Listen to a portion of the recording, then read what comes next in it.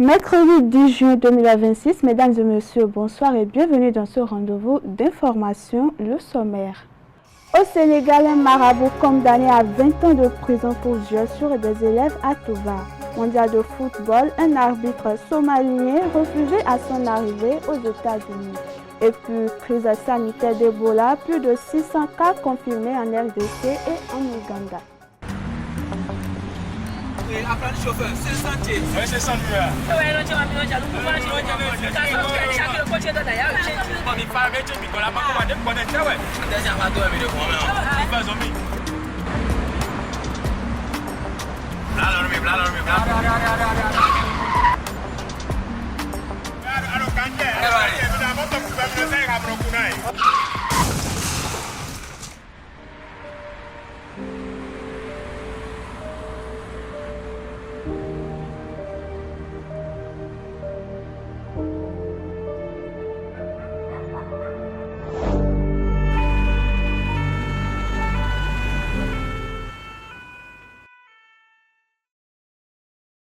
Ensemble, disons oui à la courtoisie au volant. Stop à l'excès de vitesse, à la distraction au volant et à l'incivisme sur la route.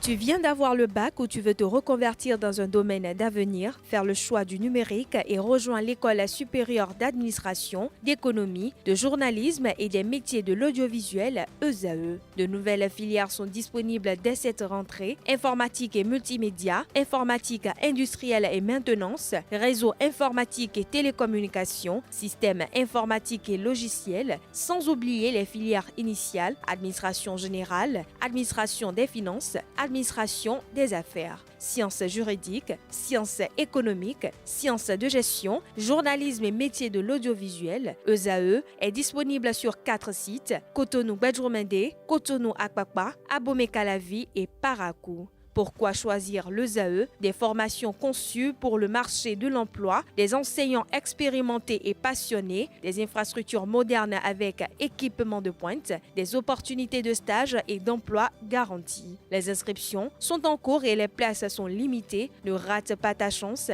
donne vie à tes ambitions avec l'ESAE. Contacte-nous vite par appel ou par WhatsApp au 01 98 98 14 00 ou via email scolarité@esae.bj et visite notre site web www.esae.bj. Ton futur commence maintenant avec l'ESAE. Tu investis dans un avenir professionnel, concret et sécurisé. ESAE, l'excellence à un nom.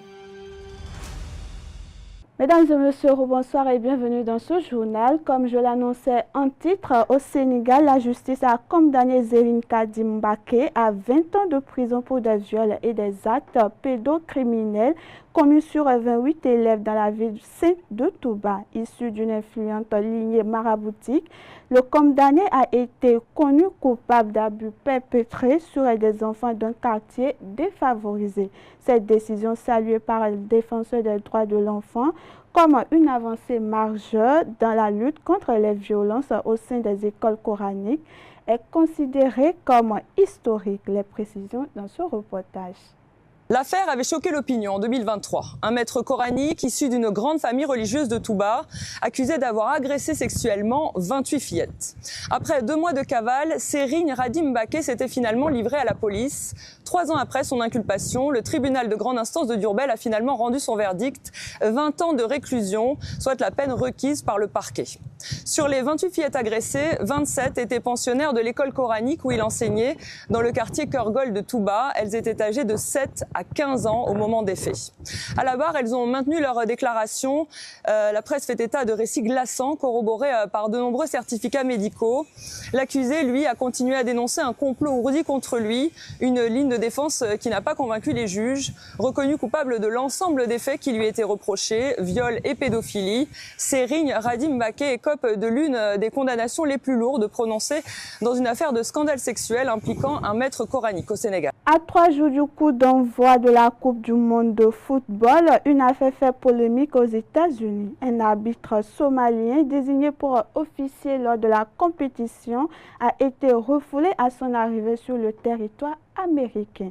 Cet incident survenu à l'approche de l'ouverture du mondial suscite de nombreuses interrogations sur les conditions d'entrée des officiels étrangers appelés à participer à l'événement. Suivons ensemble un extrait de vidéo.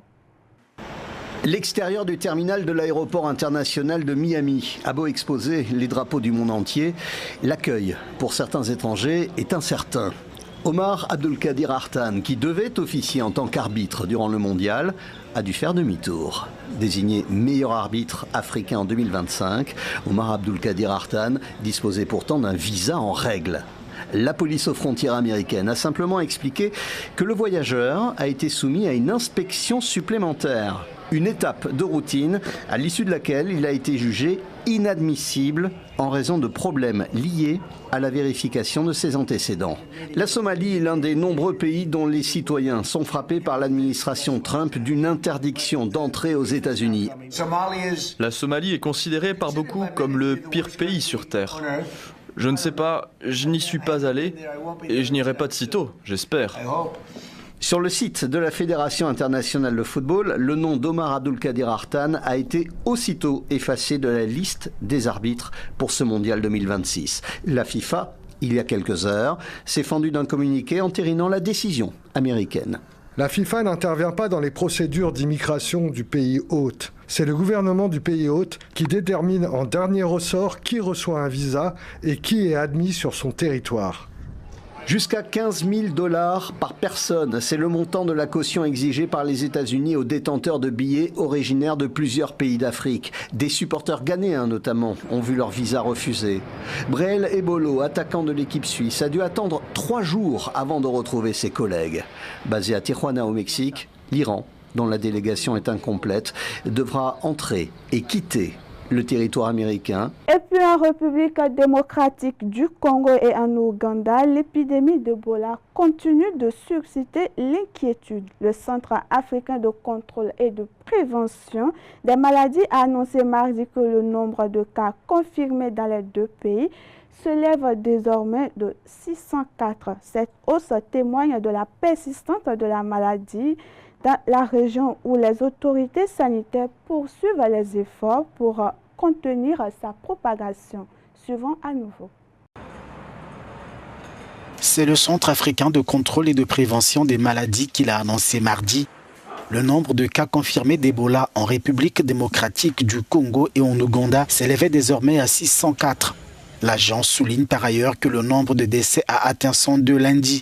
Au cours des dernières 24 heures, la RDC a enregistré 45 nouveaux cas confirmés, alors qu'aucune nouvelle contamination n'a été signalée en Ouganda dans la même période. Le directeur général de l'OMS a déclaré lundi que la situation était sous contrôle dans ce pays. En revanche, en RDC, l'Afrique ACDC a averti que la lutte contre la propagation du virus est entravée par moult contraintes opérationnelles. Des centres pour le contrôle et la prévention des maladies avertissaient déjà que l'épidémie d'Ebola pourrait atteindre 20 000 cas dans le pays si des mesures efficaces n'étaient pas prises pour ralentir la propagation du virus. La République démocratique du Congo compte actuellement 500 cas confirmés d'Ebola. L'épidémie se concentre en Ituri où plus de 90% des cas ont été détectés.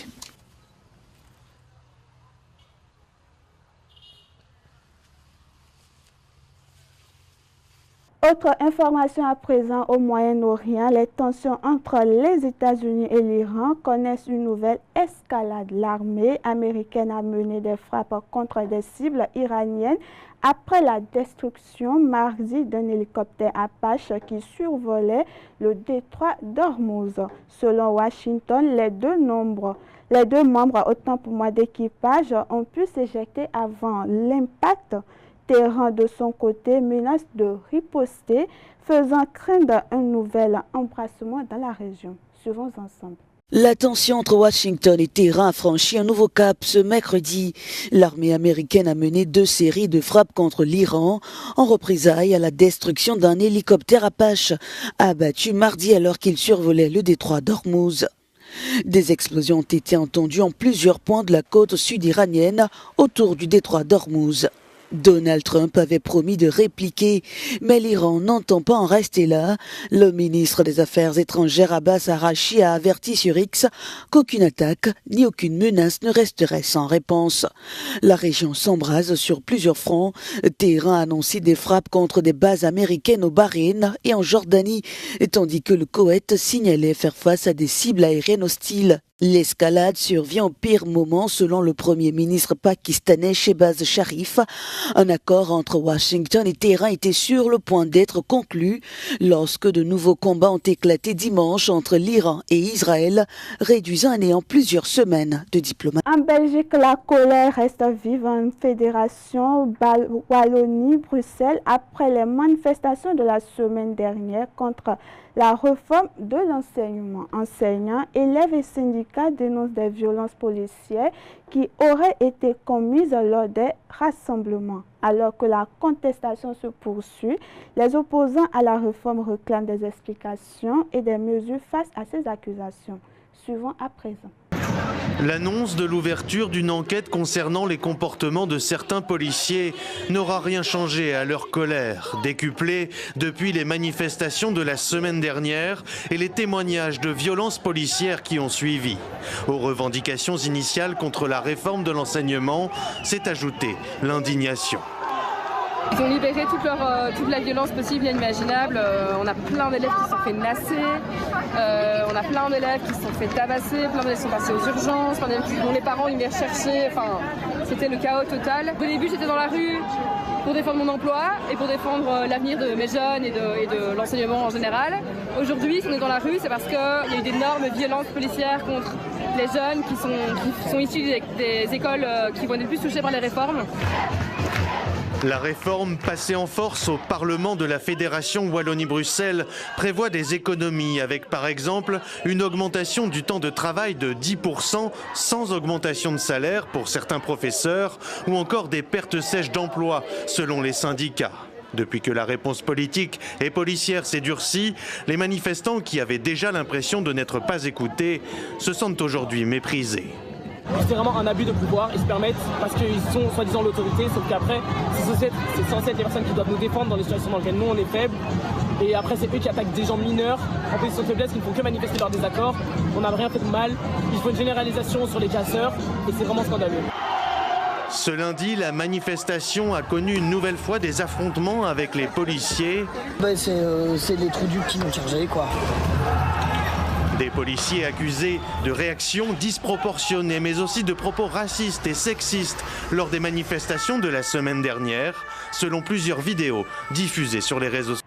À Belfast, en Irlande du Nord, des incidents ont éclaté mardi soir lors de manifestations anti-immigrés. Ces troubles sont survenus au lendemain d'une attaque au couteau attribuée à un réfugié soudanais dont la diffusion des images sur les réseaux sociaux a provoqué une vive émotion dans le pays.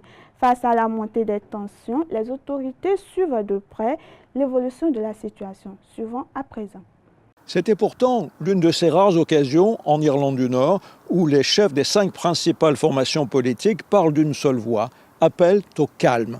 Mais une partie de l'Irlande du Nord n'a pas entendu cet appel. Dans les quartiers protestants loyalistes, les quartiers populaires comme ici où je me trouve, de nombreux jeunes et moins jeunes ont préféré sortir et ventiler leur colère dans la rue, se livrant à des incendies de véhicules, à des émeutes, plutôt que d'essayer de croire dans le processus légal. En effet, le chef de la police avait annoncé qu'un homme de 30 ans, un Soudanais, était inculpé pour avoir tenté de tuer un homme de 40 ans qui est encore à l'hôpital avec des blessures très graves. De nombreux dirigeants politiques à travers les îles britanniques, en Irlande, au Royaume-Uni, ont accusé l'extrême droite, les militants et les dirigeants de l'extrême droite, dont le chef de Reform UK, Nigel Farage, d'avoir tenté d'utiliser cet incident pour marquer des points politiques et appeler à une réforme des lois sur l'immigration.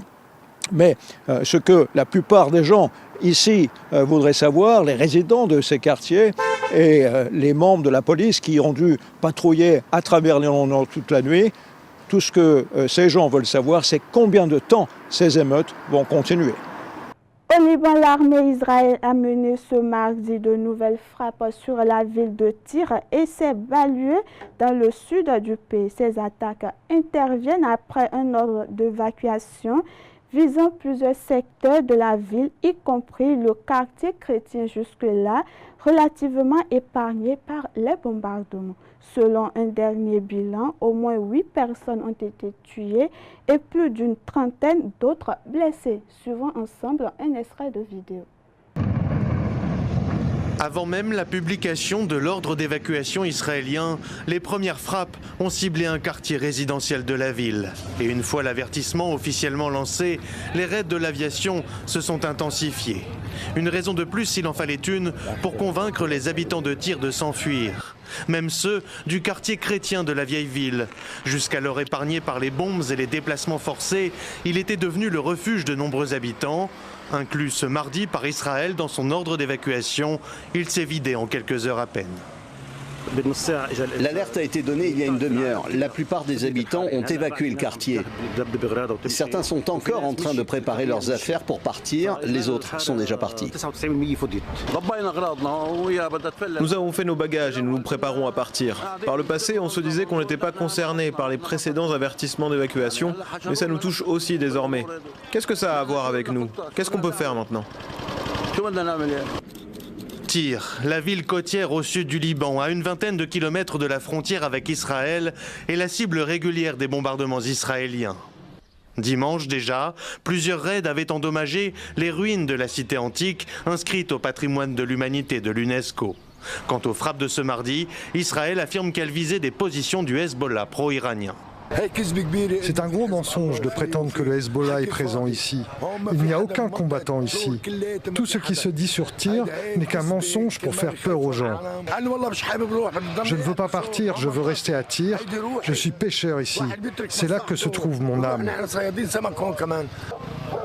Les frappes israéliennes éteindront-elles les lumières de Tyr? D'après un membre du conseil municipal, il ne resterait plus qu'un petit nombre de gens dans le quartier chrétien de la cité. Et puis, dernière actualité pour clôturer cette édition. Au Mexique, la tension sociale s'intensifie à la veille du coup d'envoi de la Coupe du monde de football. À Mexico, des enseignants en grève bloque le principal accès au stade Azteca où doit se tenir le match d'ouverture de la compétition. Ce mouvement de protestation qui intervient dans un contexte de revendication sociale persistante a été qualifié de provocation par la présidente Claudia Sheinbaum. Un cortège de manifestants remonte l'artère menant au stade Azteca de Mexico. Ces enseignants réclament une augmentation des salaires et l'abrogation d'une loi sur les retraites. Le gouvernement a apporté quelques réponses, mais celles-ci ne profitent pas aux groupes engagés dans cette lutte et ne les satisfont pas. Leur objectif, atteindre l'enceinte de 83 000 places où se jouera le match d'ouverture du mondial entre les hôtes mexicains et l'Afrique du Sud. Pour les en empêcher, les autorités ont installé des barrières en béton et placé une remorque en travers de la voie. Pour l'heure, la présidente Claudia Sheinbaum exclut de réprimer les manifestations, mais les juge sévèrement. Oui, il y a de la provocation. Il y a une volonté de créer une impression de chaos au Mexique.